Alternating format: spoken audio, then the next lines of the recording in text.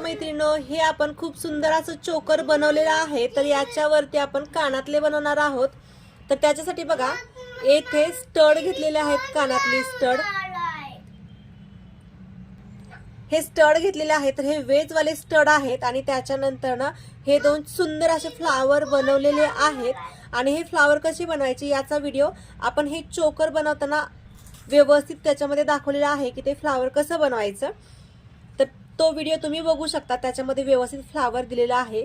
तर हे बघा, हे आपले फ्लावर बनवलेले आहेत। त्याच्यानंतर आपण याला डायरेक्ट अशा पद्धतीने तुम्हाला बॅक साईडला दाखवते, हे इकडून घेणार आहोत आणि या फ्लावरला या मोतीला व्यवस्थित खालून राऊंड करून घेतोय। आता मी तुम्हाला वरच्या साईडने दाखवते, खालून तार आली की व्यवस्थित असं या मोतीला राऊंड करून गेली, नंतर ना दुसऱ्या मोतीला व्यवस्थित राऊंड करून आपल्याला हे तार एकदम न्यायचे आहे आणि एकदम फिटिंग मध्ये हे बनवून घ्यायचं आहे।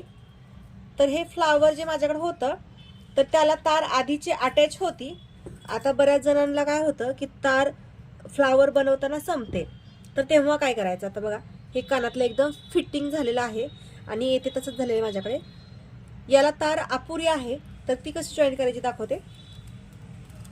तर येथे आपल्याला 0.3 गेजची तार घ्यायची आहे। तार आपल्याला जास्त लागणार नाहीये, तार आपल्याला थोडीच लागणार आहे।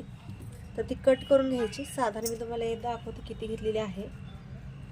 तर ही तार मी 18 सेंटीमीटर एवढी घेतलेली आहे, 15 सेंटीमीटर घेतली तरी चालते। तर सगळ्यात आधी आपल्याला ही तार येथे याला आपल्या फ्लावरला अटॅच करून घ्यायची आहे। टोक वरती ठेवलं आणि नंतर त्याला राऊंड बनवून घेतला।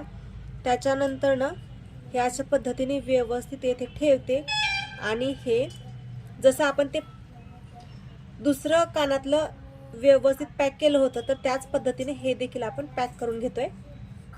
तर हे वेज वाले आहेत, वेजांमधून देखील डायरेक्ट घालू शकता, परंतु ही खूप सोपी पद्धत आहे। वेजांमधून डायरेक्ट तार वरती येत नाही, बरोबर हे मध्यभागी घ्यायचं आहे, कानातल्या एक साईडला झालं नाही पाहिजे।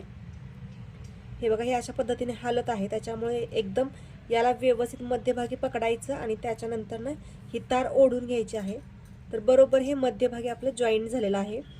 आता आपण हे इकडच्या साईडने व्यवस्थित याला पॅक करून घेऊ। हे बघा याच पद्धतीने आपले छान असे कानातले तयार झालेले आहेत। हे बघा येथे तुम्हाला दाखवते, एकदम परफेक्ट दिसत आहे। आणि आपल्याला तार जास्त वरती न ठेवता एकदम मोतीला व्यवस्थित पॅक करून घ्यायचा आहे।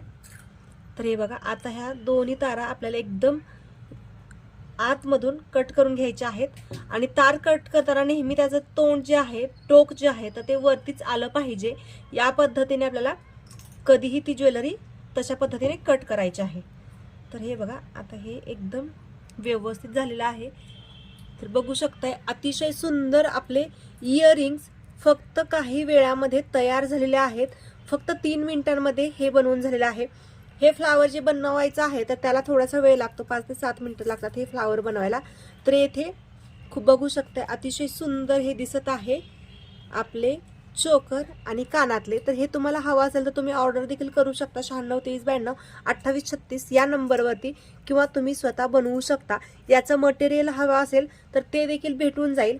तर व्हिडिओ कसा वाटला नक्की सांगा, आवडला तर लाईक करा, शेअर करा, सबस्क्राईब करा आणि बेल आयकॉनला क्लिक करा, म्हणजे असेच नवनवीन व्हिडिओज येतील तर त्याचं नोटिफिकेशन तुम्हाला येईल।